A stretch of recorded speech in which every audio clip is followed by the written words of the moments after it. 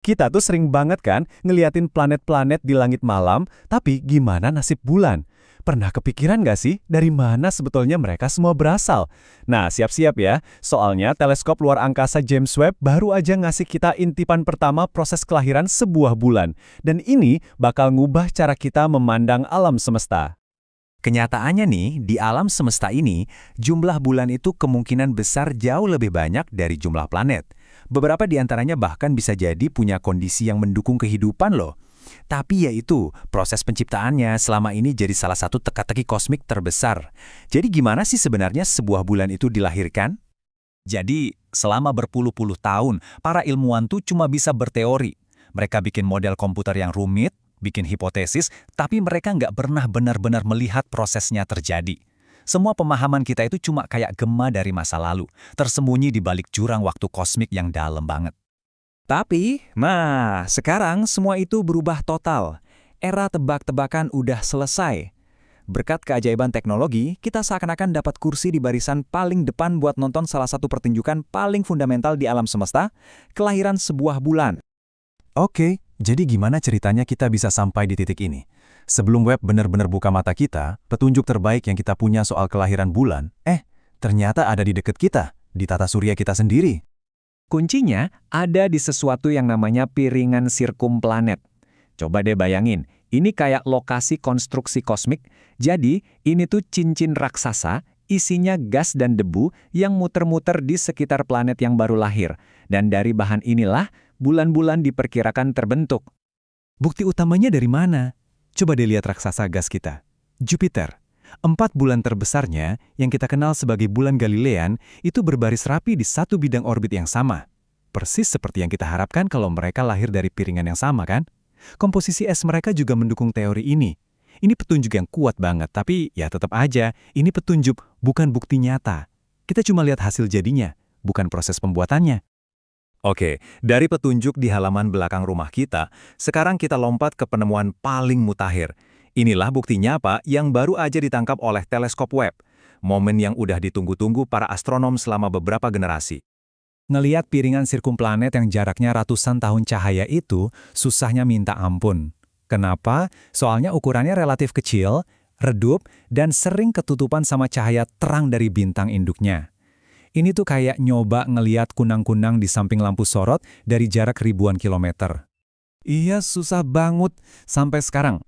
Dengan penglihatan inframerahnya yang super kuat, Webb mampu menembus silau dan debu, menembus tabir kosmik buat ngungkap apa yang tersembunyi di baliknya. Dan inilah dia, momen bersejarah itu. Untuk pertama kalinya, Webb bukan cuma ngambil foto, tapi juga nganalisis komposisi kimia dari piringan pembentuk bulan. Data yang Anda lihat ini nunjukin jejak air, metana, dan senyawa lainnya, bahan baku kehidupan yang berputar-putar, siap ngebentuk dunia baru. Ini bukan lagi teori, ini data. Jadi, di mana sih persisnya peristiwa bersejarah ini terjadi? Yuk kita jalan-jalan sejauh 625 tahun cahaya dari bumi ke sebuah sistem bintang yang masih muda banget. Kita tiba di sistem bintang bernama CTC.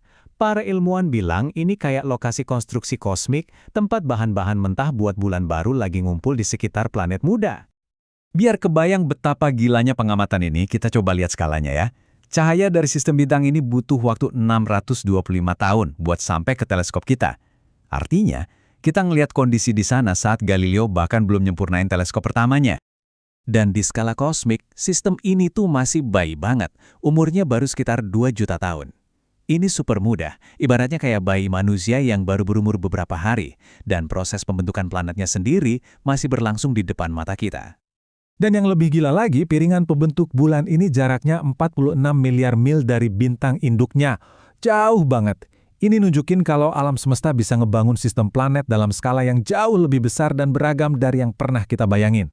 Penting buat dicatat, ngamatin dunia yang jauh ini tuh bukan cuma soal belajar sistem bintang lain, tapi ini juga pada dasarnya soal memahami diri kita sendiri dan gimana tata surya kita bisa ada. Salah satu penulis utama studinya, Sierra Grant, menekankan banget soal ini. Dengan kata lain, Webb berhasil menangkap 2 proses penciptaan sekaligus, ngasih kita pandangan menyeluruh tentang bagaimana sebuah sistem dunia itu lahir. Penulis utama lainnya, Gabriele Cumo, juga ngegambarinya dengan keren banget. Dia bilang mereka bisa lihat materi apa aja yang lagi terekresi. Ini tuh kayak nonton adonan kosmik lagi ditarik dan dibentuk jadi dunia baru secara real time. Nah, ini dia poin kuncinya. Dengan mempelajari sistem muda kayak Citica, kita tuh pada dasarnya kayak dapat mesin waktu. Ini memungkinkan kita buat ngintip seperti apa kondisi di lingkungan kita sendiri lebih dari 4 miliar tahun yang lalu, pas bumi dan bulan kita lagi terbentuk. Tentu aja, penemuan sehebat ini bukan akhir dari cerita. Malah sebaliknya, ini baru halaman pertama dari babak yang benar-benar baru dalam pemahaman kita tentang kosmos. Jadi, abis ini kemana lagi? Seperti kata Jugno, pintu sekarang kebuka lebar buat jawab pertanyaan-pertanyaan paling fundamental. Untuk pertama kalinya, kita bisa beralih dari model teoretis ke investigasi berbasis data tentang resep kosmik untuk menciptakan dunia. Tim ini jelas nggak berhenti di sini. Langkah selanjutnya adalah menggunakan web buat melakukan survei yang lebih luas, nyari lebih banyak lokasi konstruksi kayak gini di seluruh galaksi buat memahami seberapa umum dan beragam proses ini. Penemuan ini jadi pengingat buat kita semua kalau kita hidup di zaman eksplorasi yang luar biasa. Coba bayangin, kalau kita bisa nonton langsung kelahiran bulan dari jarak 625 tahun cahaya. Jadi penasaran kan, rahasia kosmik apa lagi yang bakal diungkap web selanjutnya?